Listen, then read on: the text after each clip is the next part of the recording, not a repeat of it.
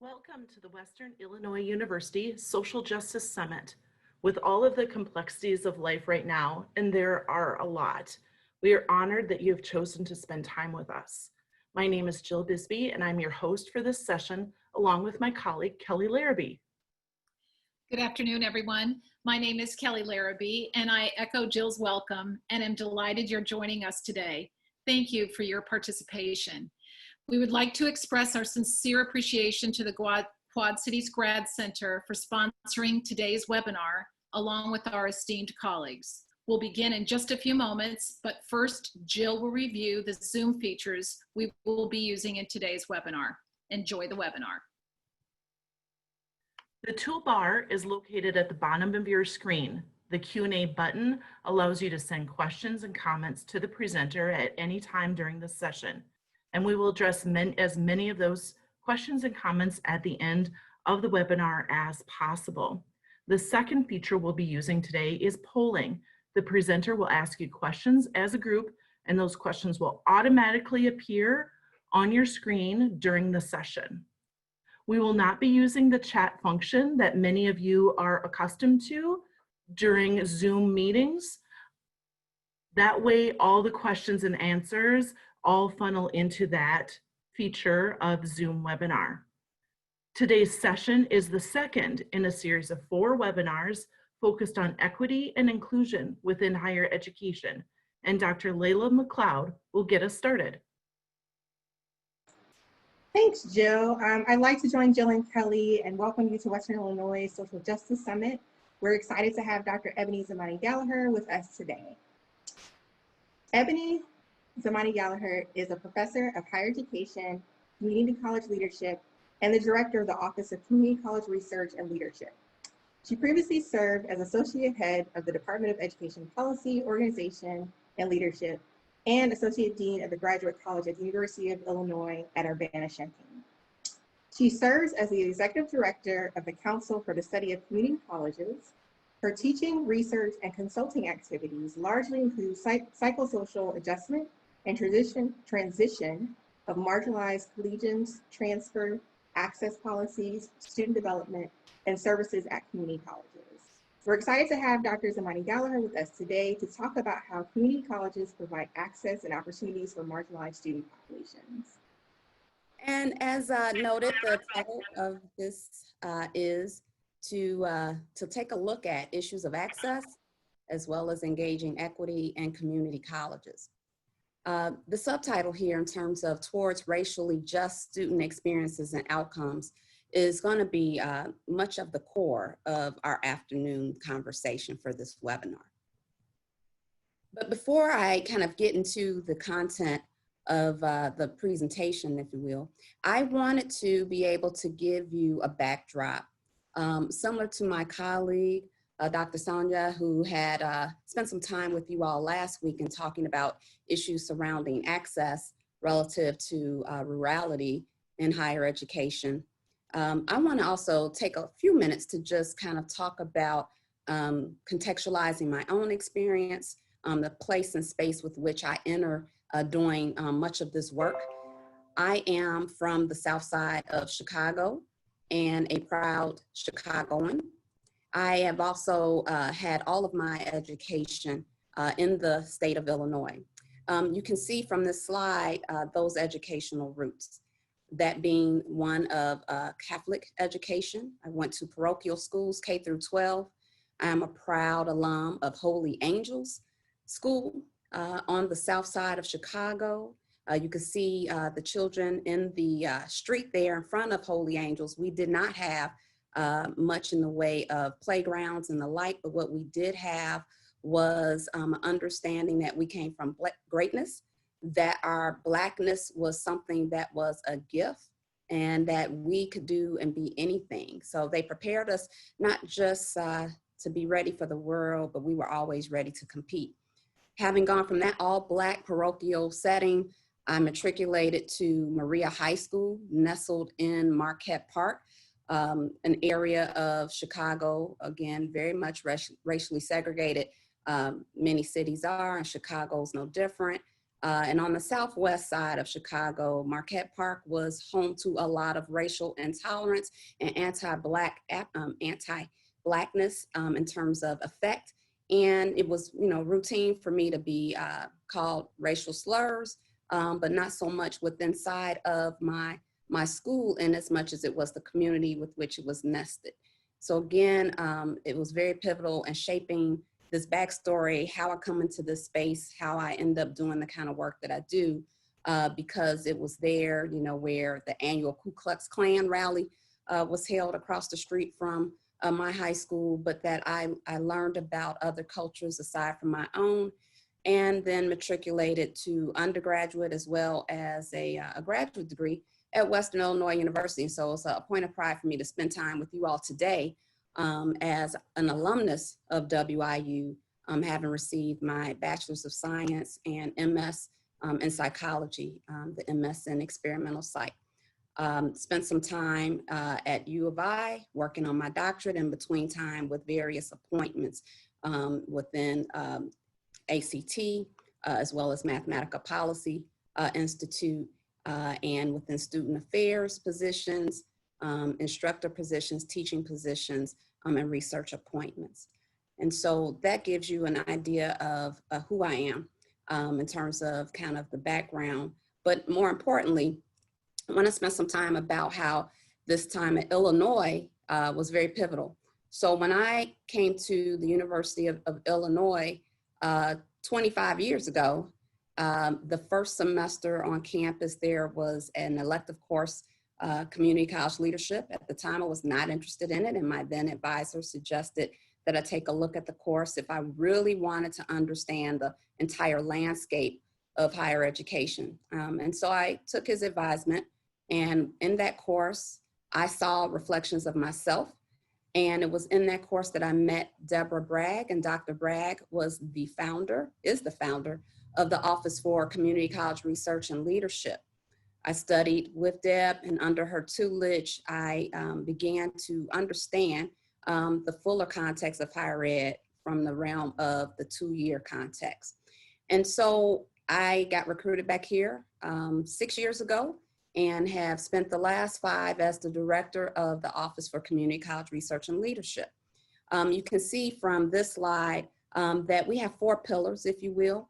Over time, the office has always been about using research and evaluation methods to improve policies and programs and practices that enhance community college education, particularly the transition of diverse youth and adults to, in, and from, community colleges. So the moving in, through, and out of. And so as we think through what it is we do, while it's always been undergirded with looking at programs of study, transfer, and in particular, looking at how students navigate to further education as well as work, we've also been a P20 shop in terms of trying to strengthen pathways to post-secondary from those high school middle grades, as well as looking at beyond the K through 14 context in terms of post-baccalaureate programming and, again, workforce development. And so one of the things I wanted to share with you, while this is not the exhaustive list of items or projects and products that OCCRL has to date, here are some of our recent works in terms of what we disseminate and the materials that have been derived from our R&D. And so whether you are interested in issues of equity, issues of diversity, inclusion, this is something that is not new to us at OCCRL. I say we're not new to this, we're true to this, and that what we distribute in terms of our website, our scholarly publications, and through various platforms, centers equity. And in particular, for me, the centering of that is not siloed or divorced from racial equity. At this point, we're going to do some polling.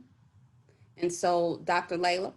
So we have 3 different options. We want to hear from you, and we have some questions that we want you to think through using the polling feature. So one, we just want to know if you're a community college, if you currently work at a community college, If you're not employed, do you feel that you've been adequately exposed to career opportunities within community colleges? And if you've ever attended a community college in any way. So we're seeing some of the responses come through, and it looks like about 80% of the folks on today's webinar, now going to 75, do not currently work at community colleges. And there's a mixture in terms of whether or not you feel you've been adequately exposed to career opportunities at your institutions. Okay. And then with the last question, it seems, again, half of you, it seems like 54% of y'all have taken courses at a community college. So we have a pretty diverse but interesting group in terms of your experience with community colleges. Great, that's great to see that we do have at least a little over 1/4 of today's participants being community college personnel, and that many of you have had some opportunities to have engaged with the community college, albeit as a student, whether it be, again, part-time, full-time, kind of a one-off in terms of a class that you may have taken during your own collegiate careers, or have family members that have. And then in terms of those wanting to be exposed to career opportunities, yes, we understand that in many master's programs of higher ed and student affairs, as well as doctoral programs, that we have found that there hasn't been as much of a thrust to expose individuals to community colleges as a viable pathway for faculty life as well as administrative leadership. And so I'm hoping as we move through today's presentation that you will see that this is a very wonderful sector of post-secondary with which to make a great impact. Now, in terms of kind of giving some background, because there's just over 1/4 it is of you that are already involved in terms of having been employed at a community college presently or previously. But I think a lot of times what happens is for those of us that have had engagement with the community college is very localized, and we're not necessarily as attuned to understanding the origins and the landscape of community colleges more broadly. And so what I'll do is just give you a bit of a Cliff Notes version, if you will, relative to the origins of community college. So I have here on this slide, Joliet Junior College. And as you can see, I have Joliet because for a couple of reasons. One, as a native Chicagoan and Illinois native, it is a point of pride for me that the community college movement basically began right here in the state of Illinois. And so at the time when Joliet Junior College was established, it was an extension high school of sorts. I mean, that was not uncommon for a lot of the early community colleges. And so in 1901, Joliet Junior College, and Joliet has maintained that original name of Joliet Junior College because over time, again, junior colleges, as they formerly were referred to, have evolved into being referred to as community colleges. And even some colleges now have dropped the term junior or community and just go by college. And that's a whole nother issue. But you got the first college here, right in the state of Illinois in 1901, that was established as a means of an extension of a high school. For those of you that aren't aware, the community college movement was really sparked by two individuals, several, but two in particular that I want to point out. And that is William Rainey Harper. And as you all know, for those that are in the state of Illinois, we do have Harper College. So William Rainey Harper, as well as J. Stanley Brown, who were presidents of very prestigious four-year institutions who were really wanting to advance having just the upper level courses for undergraduates at their institutions and have a place that would be for grades 13 and 14 solely. And so over time, we have the professionalization of the field in terms of community college leadership and the establishment of what was then the American Association of Junior Colleges. That was established in 1920, so some 19 years after the the first community college or junior college, Joliet Junior College, had originated. And then over time, it was in the 90s, early 90s, 92 to be exact, that it became AACC, so the American Association of Community Colleges, as opposed to the American Association of Junior Colleges.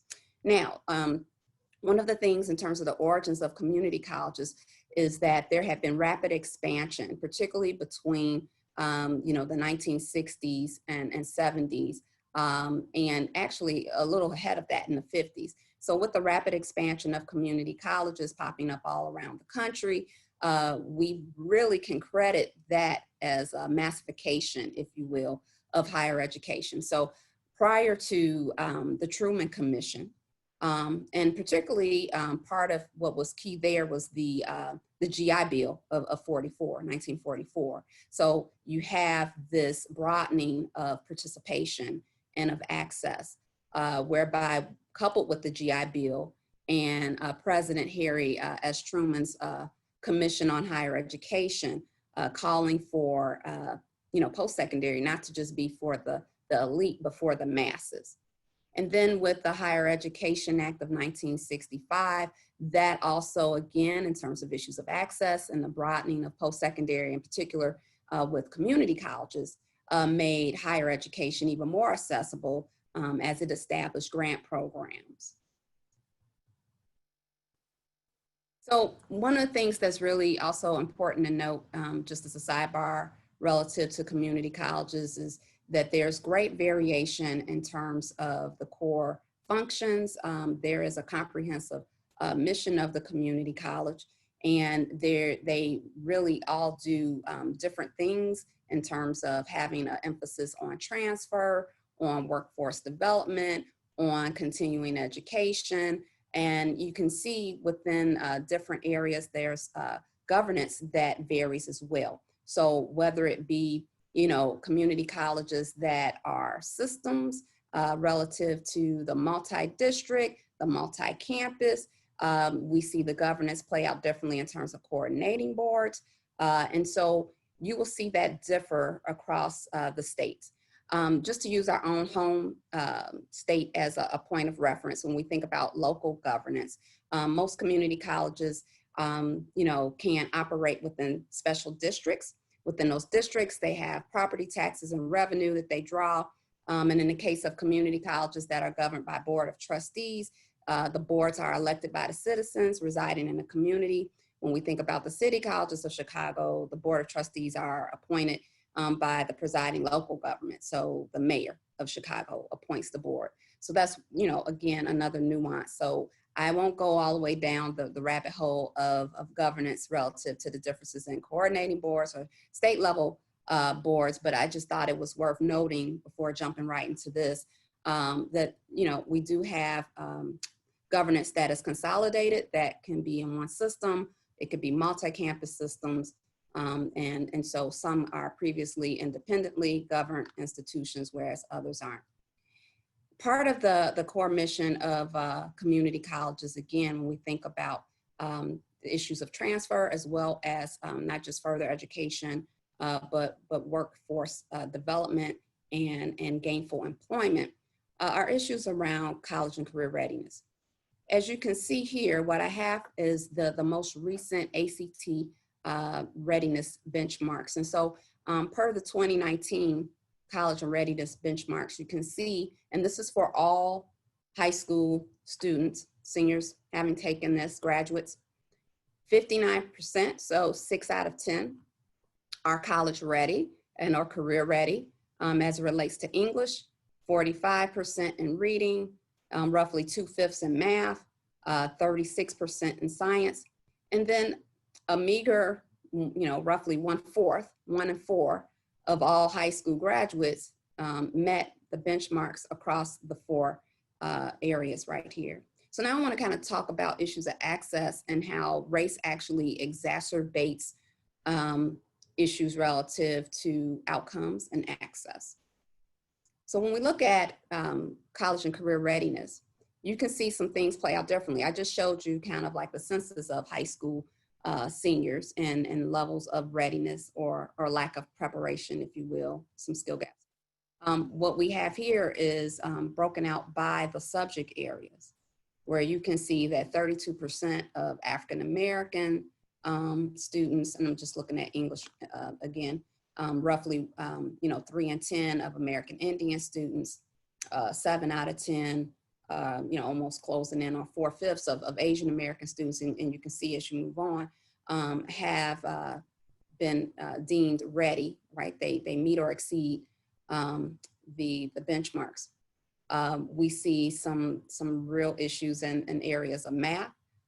We know that one of the core areas within community colleges are remediation. And so, whether it's mathematics, even though that's the one that's most pronounced, we do have where there's a critical mass of students that are requiring remediation in at least, one of those 4 areas. All right, so I'll just let this one seep in just a little bit here.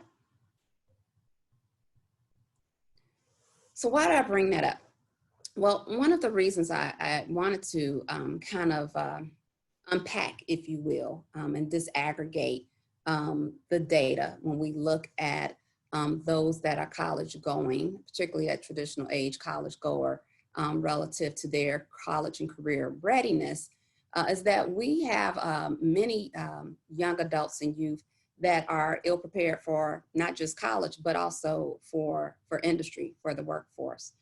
And when we think about the numbers of students that are still having some gaps, if you will, when we unpack it, again, disaggregated by race and ethnicity, it tells a different story as well in terms of, who has the requisite skill sets, who's getting the best of the resources as they come in or require more remediation and the like. So you have that, and also at the same time, concurrently, we've had a steady browning of society. There has been, no other time where our society, as well as our campuses, both 2 and 4 year, have been as robustly culturally pluralistic as they are right now.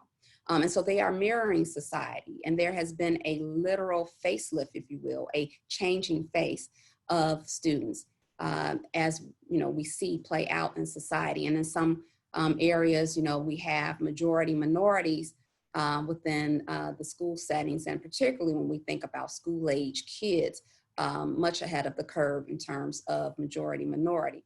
And so when we think about the realities of these shifting demographics, and when we also look at the fact that long gone are the days of a unskilled labor market, where we are now in a global knowledge economy where we can ill afford to have any throwaway groups, that these gaps that have been persisting have not just persisted, but in some cases have widened.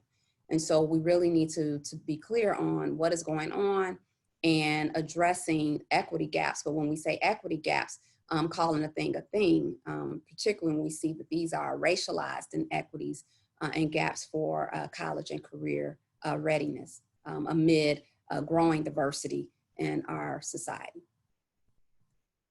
Here's a good time for a poll. Dr. Layla? All right, so again, we have some questions for y'all, just to see where your understanding is of what's going on among community colleges. So first question is, roughly how many students attend American community colleges? Second is, community colleges are institutions of choice for racially minoritized students, and this is a true or false question. And lastly, approximately what percentage of community college students are first generation students? So in terms of the responses, I'm still seeing the responses coming in. And Dr. ZG will tell us what the correct answers are. But we have so far, it seems like a lot of y'all are saying about 10 million students attend American community colleges. And then with the second question about community colleges of choice community colleges being institutions of choice for racially minoritized students, it seems that over half of y'all are saying that that's true. And the last one about half of you are saying that, with the final answers, so we can see them here.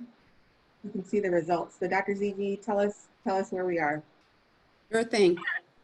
Okay, sure thing. Well, when we look at you know, how many students attend community colleges, and we have the majority saying 10 mil. Well, it's really closer to 12. So when we say roughly how many, we have almost 12 million students in American community colleges, right? And then when we talk about schools of choice, this one is almost like I gave you a trick question of sorts. Most of you have said, at least 6 out of 10 said true. Well, that depends. You know, when we talk about college choice, you know, for some students, community colleges aren't necessarily their first choice. They may be their only choice and maybe the only post-secondary opportunity for scores of students, not just students of color, but for a myriad of reasons. And so whether it be proximity to work and home, you know, cost being a major factor, you know, and not necessarily just because there might be some academic preparedness concerns, but that community colleges are sometimes the choice and then and other times the default. And so that could go either way. And then when we look at the percentage of students in community colleges that are first generation, we do see where we're closer to 30%. When we look just at community college students, 29% of community college attendees are first generation students. It is also worth noting that 29% of first gen community college enrollees comprise 2/5 of all first generation students enrolled in higher ed at large. So in terms of the community college landscape, you know, from its beginnings, you know, humble beginnings, but I want to say that community colleges hold an important place, again, as I mentioned, about the massification of higher education. So they play an important, you know, place, if you will, within mass higher education. And so I think that community colleges sit at this great intersection, or at least for me, one of the things that really attracted me to being a researcher, a scholar, a student of community colleges, is this ideal intersection of social justice as well as educational change. You know, community colleges for me were mavericks of sorts in that they really pushed the envelope in terms of really trying to open up opportunities more broadly, so that it wasn't just about perpetuating the interest of elites, so that everyday people and people from you know, all backgrounds, particularly racialized minorities, low income folks, could have opportunities to pursue higher education. So I mentioned that there are roughly 12 million students. To give you the exact figure, it's 11.8 million students that we have, but let me give you a footnote with that in particular, because that really speaks to within public institutions that have credit enrolled students, right? So, you know, and non-credit. So if you were to parse out that 11.8, 5 million of that 11.8 is actually the non-credit side of the house in terms of community college attendees. And a lot of this information you can find at the American Association of Community Colleges in terms of the data points. But we have a little over 1,000 American community colleges, public institutions. The vast majority, you know, in excess of 900 of those are public institutions in terms of publicly controlled, another 73 that are private, independent institutions, and 35 which are tribal institutions. And when we look at the community college landscape in terms of being a player in undergraduate education, 41% of all students enrolled in higher education today. They're not at four-year institutions like WIU, they are at community colleges. So again, 2/5 of all undergraduates attend community college. And when we look at those enrollments, 33% of all post-secondary enrollments, again, 2 and 4 year are at the community college. So anybody that's in school at Publix, you know, close to 33% of those enrollments are at the public community college, but community colleges have 41% of all of the undergraduates. The other thing I want to note that a lot of times people think of community colleges and think that there's not the opportunity to be engaged, as if there isn't rich campus life and campus activities, student life. But 28% of all community colleges actually have residential life, right? So campus housing. And that community colleges do award degrees above and beyond a 2-year degree. So when we look at, roughly in the last 2 years, there's been approximately 850,000 or so associate's degrees annually, and then about 580 or so certificates, but also roughly 19,000, just a little over 19,000 baccalaureate degrees that have been awarded by community colleges. And I think it's also worth noting when we think about the plethora of students of color that are at community colleges, that many of them are attending minority serving community colleges, as in our shop we refer to as them as MSCCs, minority serving community colleges. So when we look at all of MSIs, that landscape, and you disaggregate by 2-year and 4-year, 46% of all MSIs are actually community colleges. So just to take a quick look in terms of a dashboard, when we talk about community college student demographics, you can see that the majority, half of all community college attendees are racially minoritized students. The larger share of students in terms of, even though I don't really care for the binary of female and male, but for the purposes of this presentation and how the data are gathered, 57% are noted as female, with the average age of 28. One of the things that is a disconnect and why representation matters is to look at our faculties. Higher ed has often been referred to as the ivory towers.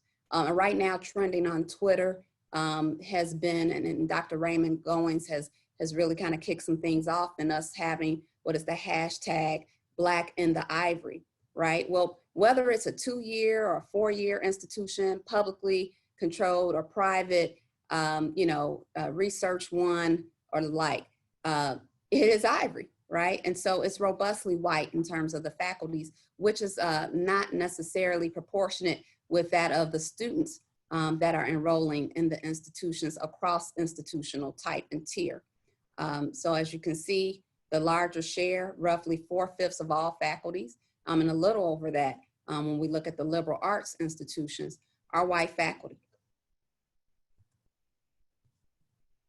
And so there has been longstanding institutional marginalization, if you will. And so by that, I mean that community colleges, and again, what attracted me to studying this work and part of how I saw myself in what I read about the students and the context, in terms of first gen, low income, working class, student of color and the like, is that community colleges have often been at the margins of the larger discourse within higher education.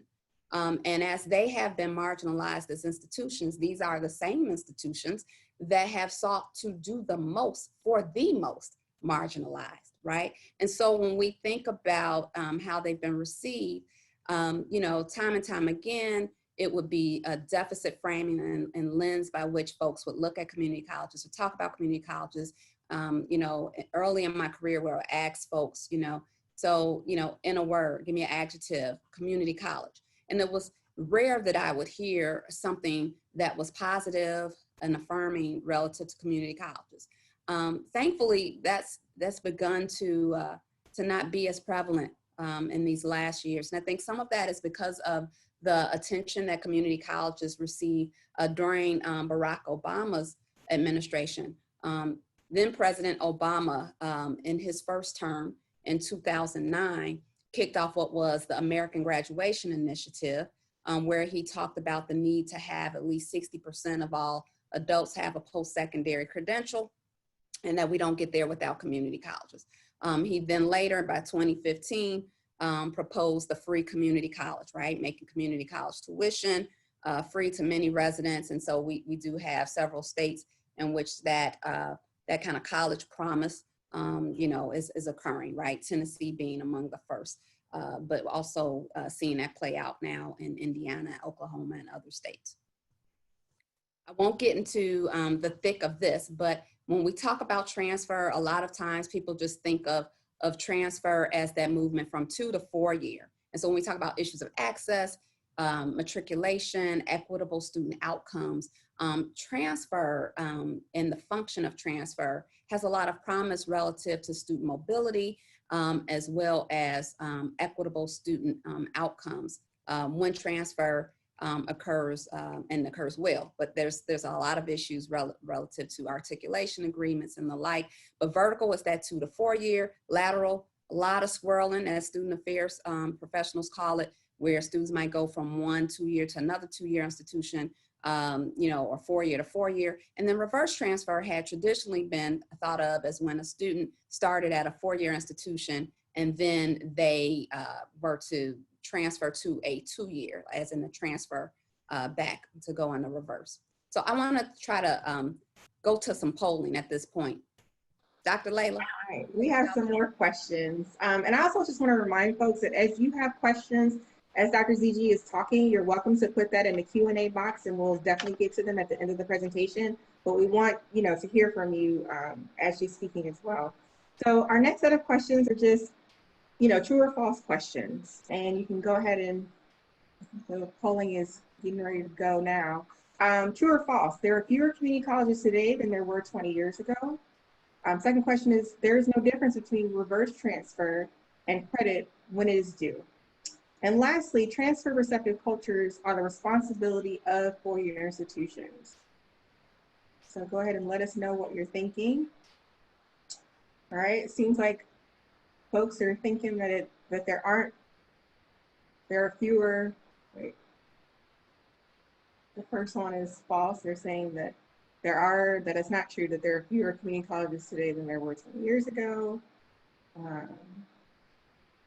7 out of 10 of y'all are saying there's no difference between reverse transfer and credit when it is due.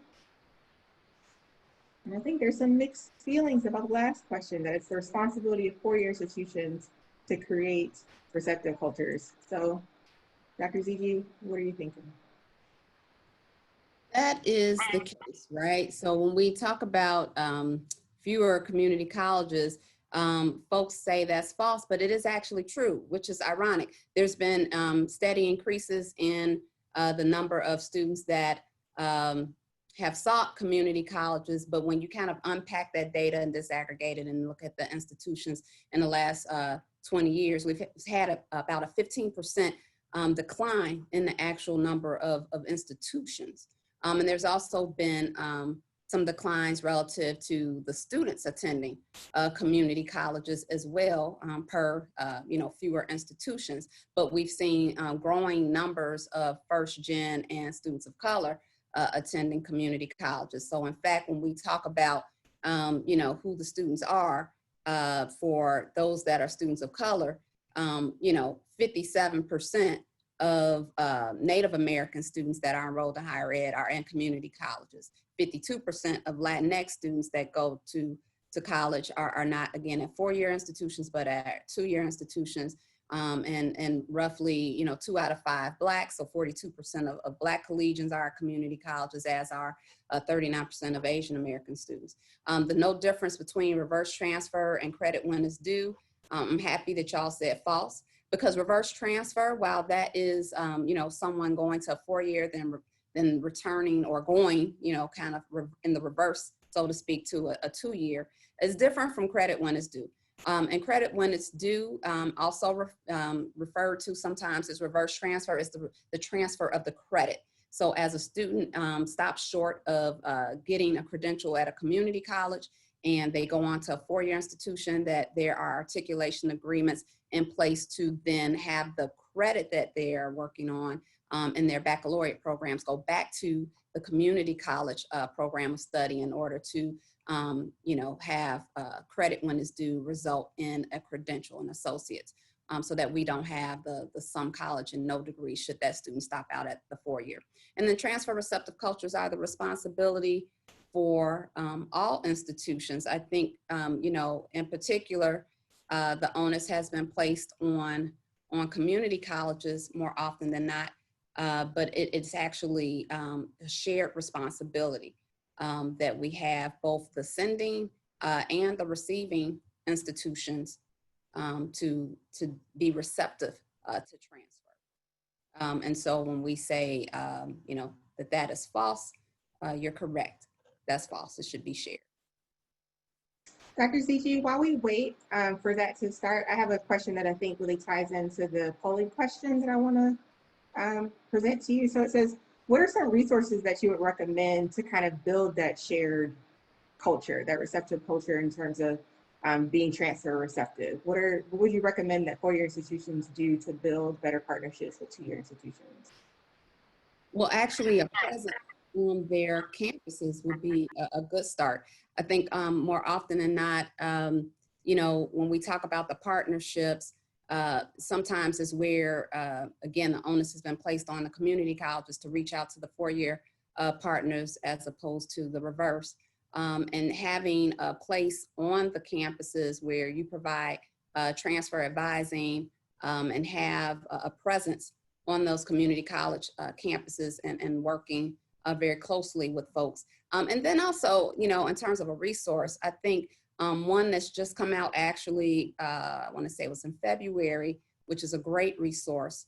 And I'll actually reference here as soon as I can get the slide to advance, is a book by Dimple Jan and colleagues called Power to the Transfer.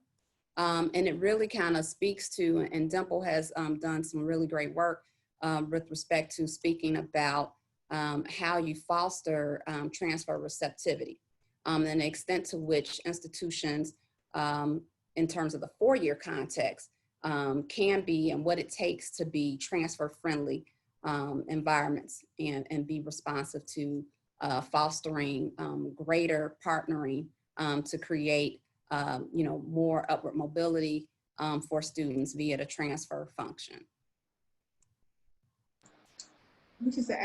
So while we're still waiting, I have one other question. Dr. Gwen Dungy is asking us to maybe just clarify a little bit what the difference is between credit when it is due and reverse transfer. Sure. So just to specify, credit when it's due. I think I hear some echoing. Okay. So credit when it's due is some work that has been done by Deborah Bragg, Jason Taylor in Utah in particular, Maggiani. They're doing work that has looked at how we take the credit itself. It's not about the individual, but it's about the credit itself going back to the sending institution. So the community college in particular is as the sending institution. When you have a student, let's say I registered, you know, to attend and I only stayed enrolled for what was one semester, you know, earned 18 credit hours and moved on to a four-year institution. Upon getting to that four-year institution, I may be asked by registrars, would you like to participate in reverse transfer? And reverse transfer being the transfer of your credits as you accrue them in a baccalaureate program of study back to your prior institution, the community college, that would then be mapped and there'd be an articulation agreement for you to earn an associate's degree while in pursuit of your baccalaureate degree. We have large shares of folks that have some college and no degree, and we know that life happens.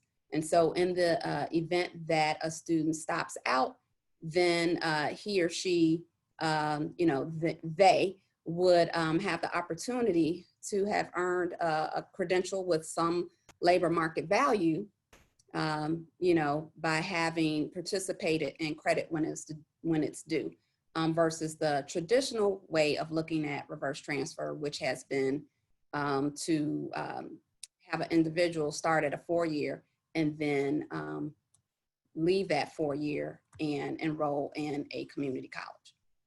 All right, so you can see a little bit here about transfer receptive cultures.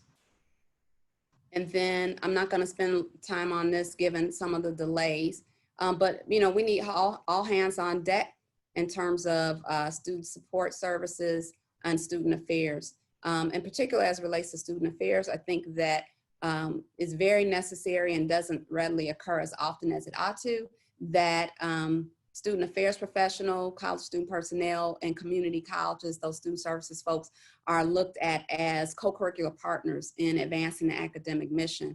And so as, you know, academic affairs try to foster relationships with student affairs to do so, that we have to also be cognizant of those in and out of class environmental issues relative to campus climate, the structural, we're talking a lot these past weeks about structural racism, institutionalized inequities, you know, the politics of identity and the curriculum and the like. And so these are things that are very much tied to fostering student success, matriculation to degree conferral. Just real quick in terms of breaking down enrollment, again, you can see that primarily white and Asian students are attending four-year colleges more readily than their Latinx and African-American counterparts. And the transfer gap, when we look at race and ethnicity, and so that it's just not transfer alone. We see that there are greater rates of transfer when we disaggregate the data, whereby, again, not only are Asian and white students attending four-year institutions at larger numbers, but they also transfer at greater rates than Black and Brown students. And during the 2013-2014 year, according to the National Student Clearinghouse, you know, again, we can't discount, even though more often than not, community colleges are not given their just due in terms of, you know, the role they played in student success. But when we look at those that hold baccalaureate degrees, you know, 46% have had some type of community college enrollment in the last 10 years. And so community colleges are contributing to that baccalaureate degree completion. In terms of other equity gaps we need to note is we need to look at intersectionality and think about what these gaps mean beyond just race and ethnicity and how they break down, you know, by race and gender as well. And as you can see here, the larger share of white and, you know, white men and women are those that, in terms of degrees conferred, the larger share is going to. So we have some gaps there. One of the things I wanted to note, I think there's ways in which there's a blind eye, so to speak, color evasiveness that happens, whether it's in, you know, four-year institutions or two-year institutions, but none of these institutions are race neutral. When we look at our data, more often than not, you know, folks are not consistently disaggregating their data by race and ethnicity in order to pinpoint racialized equity gaps and look at the structural, you know, systemic, institutionalized pieces that are reproducing and having this to permeate. And one of the other pieces, again, when we think about issues of climate, you know, these are just but a sampling, if you will, of what is emerging on campuses. And two-year colleges, you know, community colleges are not exempt from this in terms of the undertones and the overt tones and nature of some of this propaganda showing up on campuses.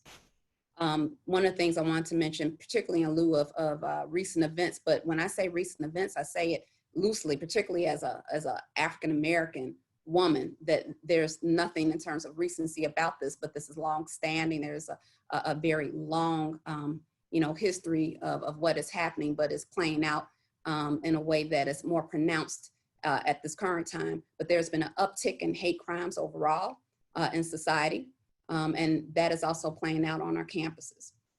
When we look at what those hate crimes are disaggregated, the number one category for hate crimes on campuses are racial hate crimes. Okay.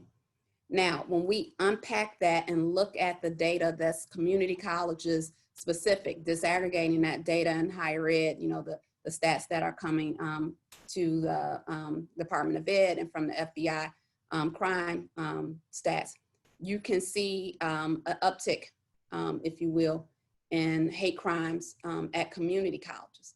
And the largest share of those, again, roughly 2 and 5 are, or close to 2 and 5 are those that are race hate crimes, right? And so in lieu of time, this is something that you can ponder for later reflection. But once you kind of leave us, think about the extent to which you are perpetuating or being complicit in the pervasiveness of racially inequitable outcomes. And again, knowing that our in and out of class context, the racialized campus climate is also part of what is impeding, if you will, the data in terms of the needle moving to have more racially equitable student outcomes. And this is why equitable outcomes matter, right? So when we look at, those earlier figures that I gave you in terms of the numbers that are attending, but the numbers that are readily transferring, and then the disconnect between those that transfer and then those that complete and who they are, and particularly thinking through how even just having an associate provides greater mobility socially, economically, educationally, career-wise, why this matters. And that when we unpack it by race and ethnicity, and again, by education, educational attainment, that there's a value proposition that we have to make as well for higher education, and particularly for community colleges, that they matter, can matter, particularly over the life course and earnings of one's career trajectory. But again, irrespective of the degrees conferred across every category, when we look at those that have the highest unemployment, underemployed, irrespective of degrees earned, that we see higher numbers for African Americans, for Blacks. And then when we look at poverty by race, again, it is very much highly disproportionately Black. So, almost 21%, when Black folks are only 13% of the population. So there's a lot of work to be done. And much of what we can do is to think about the transfer function as one means, one vehicle by which we can look at this great diversity that we have of students that are attending our community colleges and provide and more robust on-ramps to post-secondary education and further education and gainful employment, and looking at our community colleges as essential to the educational enterprise in doing so, even though many times they get overlooked. So I think among some of the challenges facing community colleges have been navigating being seen as both a gateway to, as well as a gatekeeper from opportunity, depending on the source. And that this is, again, due in part because of the different missions, the divergent students, the varied educational backgrounds, community and local economic interest or industry needs. So as all of that is trying to be met, I think that, again, community colleges have always been touted and told or thought to be, all things to all people. In this sector of higher education, again, like the students they serve, are not marginal, but they matter. So here's some final considerations, because I know we're approaching our time. And again, apologies for any earlier lags in the presentation slides advancing. But when we think through community colleges, again, I want you to think about the roots of community colleges and think about how we can reimagine community colleges as sites of equitable opportunities and outcomes, that these are rich sectors by which to make long-lasting impacts and are game changers in terms of intergenerational, movement and mobility for better economic, social, educational attainment. And at this point, we do have maybe time for a question. I'm happy to entertain some questions earlier. Okay, so we have a question from Lindsay, and they say, in Tennessee, reverse transfer refers to the process where a student starts at the community college and then transfers early to the university finishing the credits at the university that they needed for the associate's degree. And then reverse transfer those courses back to the community college for an associate degree while enrolled at the university. So I guess Lindsay's asking you to say, like, do other states have this? You know, is it a state by state thing? Just what are your understandings of how this works and differs state by state? Yeah, well, thanks for that question. I want to tell you that this does vary, right? State by state. And so, you know, if you visit our website here at OCCRL, one of our prior projects is specific to the state of Illinois that looks at Illinois reverse transfer. And then there's also a large multi-state study that was referred to as credit when it's due, that Doctors Bragg and Taylor, Jason Taylor and Matt Gianni, you know, had done a lot of work on. And so I think that because it varies from state to state, and because we have, you know, differences in terms of some real concerns about where the workload will fall in terms of the articulation agreements and who's going to be kind of matching, you know, the credits. But I think if you want some additional resources as to, you know, what this means, because there's a lot of community colleges that do have ample experience in terms of applying upper division coursework credits toward requirements of community college associate degrees, right? And then for others, it's a novel process, and you know, they're not as well versed in it. And so we see a wide variation across states and within you know, different institutional agreements. But it's a good thing, right? Because again, life happens. So let's just say for some reason I stop out, maybe I never get back on ramp. And I, you know, in the time that I would have been at the university, had accrued enough credits where once they transferred back, I have, you know, an associates of arts or an associates of science.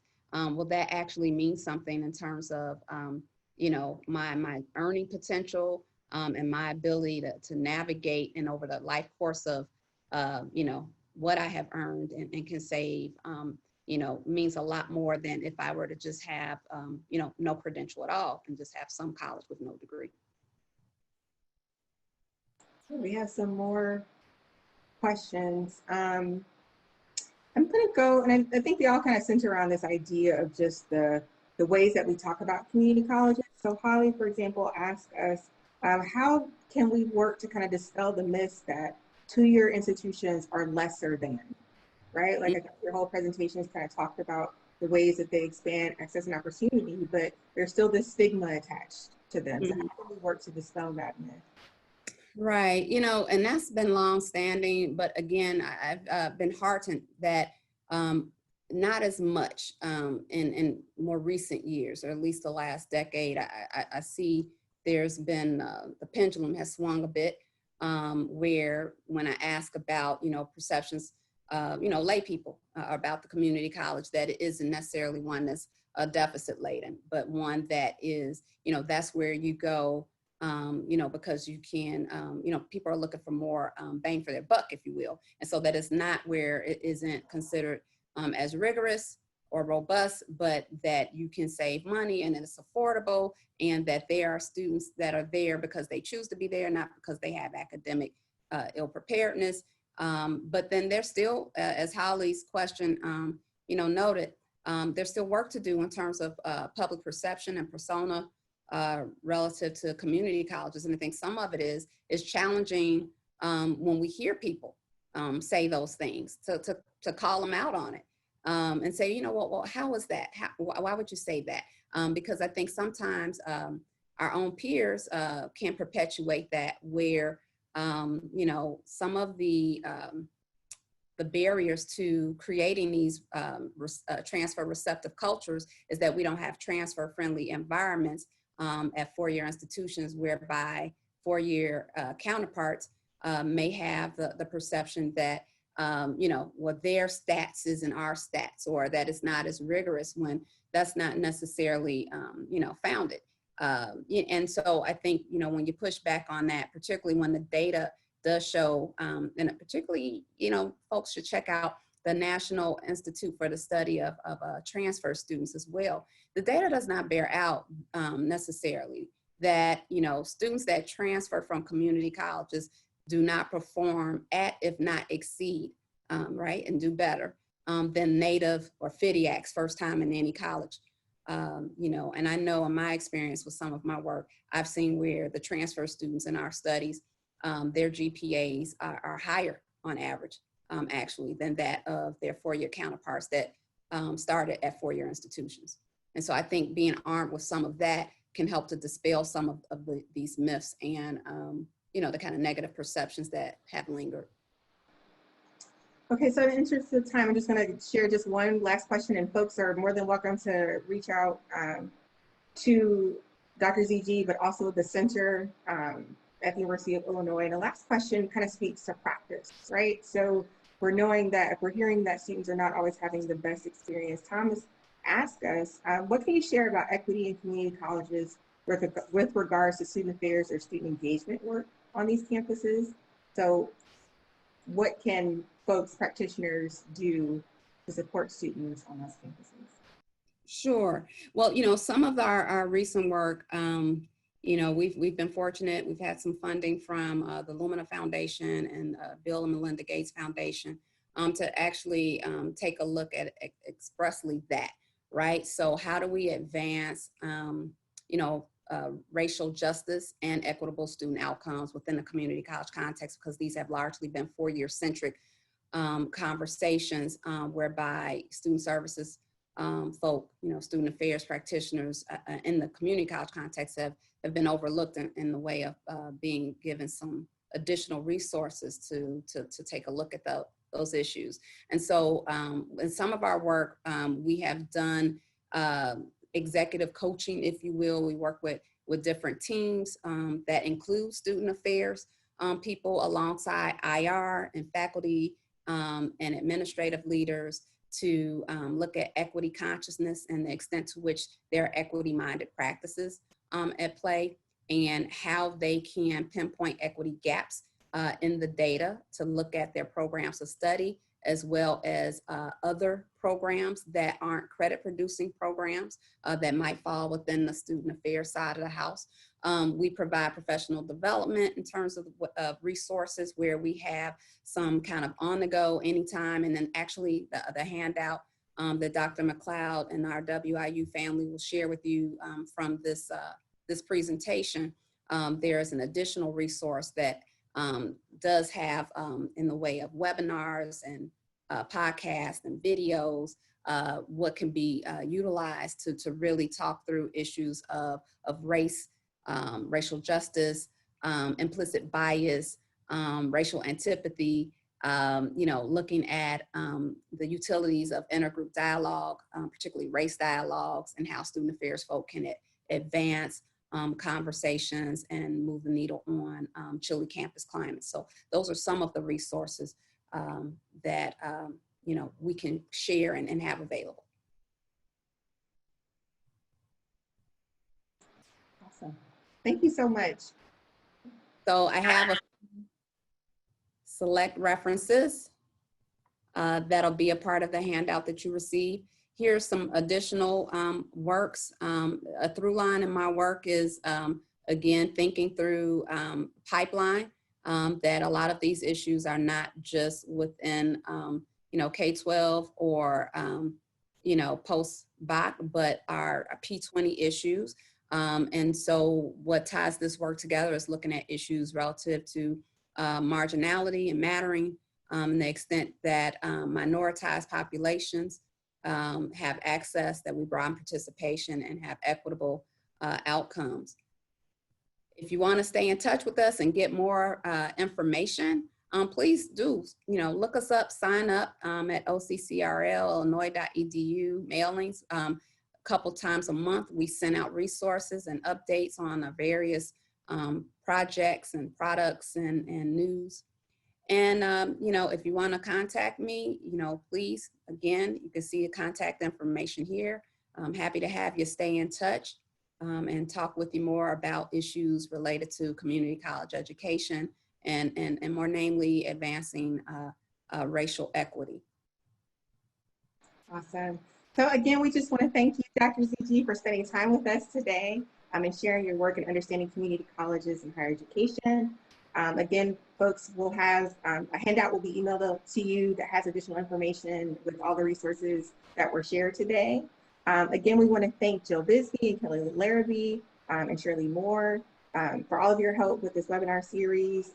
Our sponsors, the Grad Center, the Office of Graduate Studies, and the College Student Personnel Program here at Western Illinois University. Just want to let you know that we have 2 more webinars in this series. The next one is myself and Alexia Lang. We're talking about racial justice and decolonization within higher education next Tuesday at 1 o'clock. And we hope to see you there. You can sign up at our website, which is wiu.edu/CSP, and all that information will be shared with you. But thank you so much for engaging with us today, and we look forward to seeing you next week.